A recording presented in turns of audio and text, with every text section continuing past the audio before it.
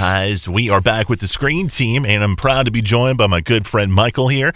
And Michael and I, we're going to be reviewing probably one of the greatest movies of all time. We're talking about the movie Ben-Hur, and I think this movie won like a record amount of Academy Awards. I like your beanie. Anyway, it did. Thanks, man. It actually held, 1958, I believe, it held the record of 11 Academy Awards until Titanic. I believe, and I think Return of the King. I think exactly. I think all three of them exactly. But yeah, many of the people out there, probably the older generations, have seen this movie. Mm-hmm. I haven't really talked to a lot of younger people that have, unless it's the newer one that came out. And I honestly haven't seen the newer one. I haven't either, but I heard it's horrible. Yeah, and that's why I was kind of sick when it came out. I was like, oh. Why would you do that? You know, I understand why you would make bad ones, but why remake a good one? I just can't. I know I don't want to go off on a tangent, but I can't stand when they do that. It's like trying to remake the Roman Colosseum. It's like, leave it alone. That's art. You know, do something else. All these talented writers out there, that's what you come up with. It's easy money. That's why they do it. They don't have to come up with a whole new story. They could just revamp it. Right. But anyway. So Ben-Hur, I had never seen this movie before. I'd always seen clips, of the chariot race and stuff like that. But what I'm curious, when I was like, okay, I want to get into this, and I saw the description, and it said like a story of Christ or something like that. Christ. Yeah, yeah, exactly. It's a tale of the Christ. But the thing is he's it's not. That is interesting. Actually, Christ is really a subplot on this. He's in it. It has really nothing to do with Christ himself, but the meaning of Christ. It starts off very powerful about the birth of Christ, but that really isn't what the movie's about. It's about Judah Ben-Hur. Exactly, and about how it's almost like the director took these subtle but very strong points of Christianity and put them in cleverly with the movie and made, like, with Ben-Hur. Like, to me, one of the coolest scenes in that movie was towards the beginning when he was walking through the desert when he becomes a slave, and and that Roman soldier says, "No water for him," and he just collapses because he's so dehydrated and he's sick. And suddenly all you see is this hand rub Ben-Hur lovingly on his cheek and kind of caress his hair. And you see the back of a figure you see as Christ. You don't never shows his face. Right. Which I thought was awesomely done. Exactly. Yeah. And it showed the Roman guy go, "Hey, you." And then Christ just stands up. And that Roman guy knows this is somebody powerful. He gets this vibe and he just stops. And he's dumbfounded because he can tell this is not a normal man. So to me, that was one of the most powerful scenes of the movie, amongst many.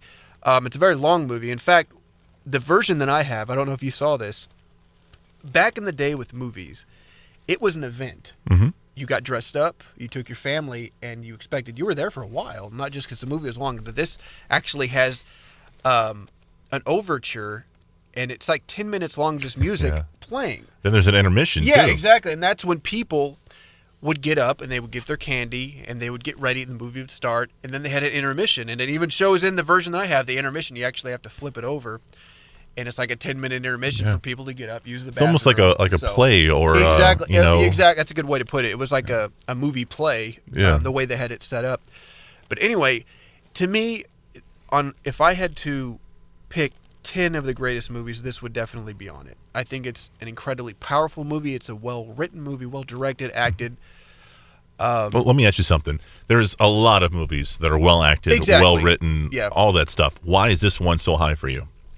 Honestly, I don't know. It's the feelings I get when I watch it. And that's, I think every movie holds its own feel. A movie could be really great, but it may not necessarily carry that feel, and it just doesn't leave you. This movie left me really thinking about it, and I was really impressed. And it keeps, even though there's a lot of slower parts in it, it's an amazing story. Amazing story how this prince, the head of his town, Judea, I believe, and becomes a slave, betrayed by his best friend. And granted, who's a Roman soldier, exactly, who was played by Stephen Boyd, who does an outstanding job. And then having to see this guy going from a slave to rising to do great things from that, and the back then, they didn't have green screen, they didn't have big effects, but the director William Wyler just had these amazingly talented set decorators. I mean, Yeah. he just did an amazing job with the chariot races were phenomenal. Not just the decorations, but how they had it set up, the camera work.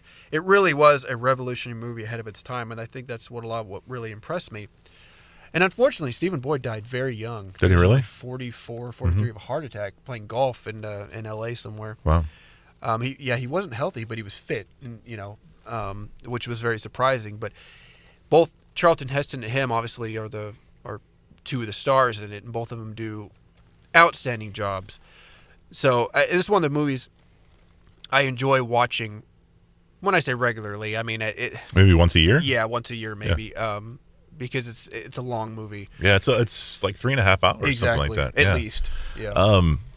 I just want to kind of piggyback on some of your ideas or some of your thoughts. That to me, the movie was kind of slow in a lot of places. I don't think I dug it as much as you did, but I appreciate why a lot of people think it's great, and I think a lot of people think it's great because, like you said, the set decoration was awesome. Yeah. Some of the on location shooting was immaculate. You felt like you were in. On the Roman boats, getting ready for battle, watching him as a slave rowing, and you felt like you were in these locations, exactly. And the chariot race, I still think holds up to this day. There's some parts where you're like, okay, that looks kind of 1940s, 50s, just whatever, but there's a lot of shots in there that are just very amazing. long scenes that how they amazing. Excuse me. I'm sure they redid it in this new one in 2016, and I guarantee you, even though I haven't seen it, I'm speculating here, I guarantee you that the 1950s chariot race is 10 times with no better. computer graphics. Yeah. Theirs was probably mostly computer graphics. Yeah, very, very true. So the set decoration, the chariot race really stung out to me, but also one of the final scenes where you see Judah Ben-Hur trying to help Jesus when he's going through his his passion. Exactly. Like, that's that really gets you. Yeah, and then again, going back to the whole point, this movie really has very little to do with Christ himself, but it's just these. I think it's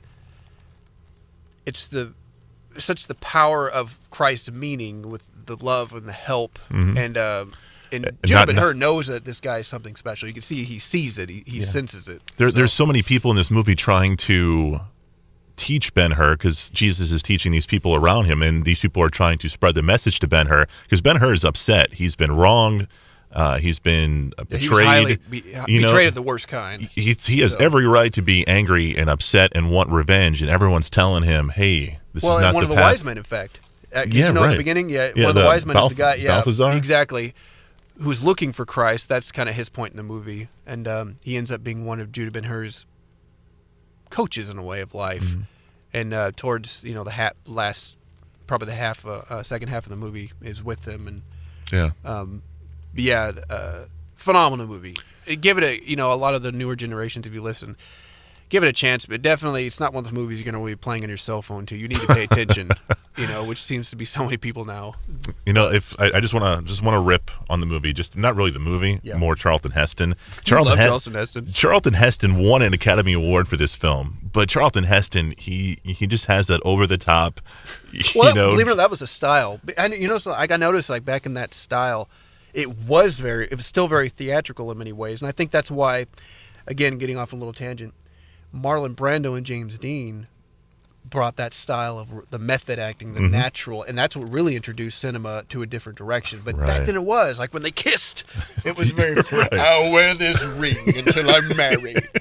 But Judah Ben-Hur, you truly are the king of kings. But you're right. But definitely. But if you watch his stuff later, it's obviously he adapts to the modern style, and he's not as he's calmed down. But yeah, you're right. Obviously, a lot of the acting in the film in that style was very over the top. So, dude, it's a good flick. It's called Ben-Hur. It's definitely if you're into cinema and you want you like to appreciate all different kinds of movies. I think if you're really into cinema, this is something you need to see. Especially the classics of cinema. This is definitely one that you need to see. And what? I like to think that I'm into those kind of things, and I had never seen this film, and I'm glad I have now. So there's still many that I haven't, so I can't laugh at you, but I will. Thanks, I appreciate that. problem. The movie's called Ben-Hur. Coming up after the break, we're going to review. Well, this is like a total switch of genres. We're going to go into the family genre, and we're going to space, and we're going to review the Jetsons. It's coming your way next on KWOC.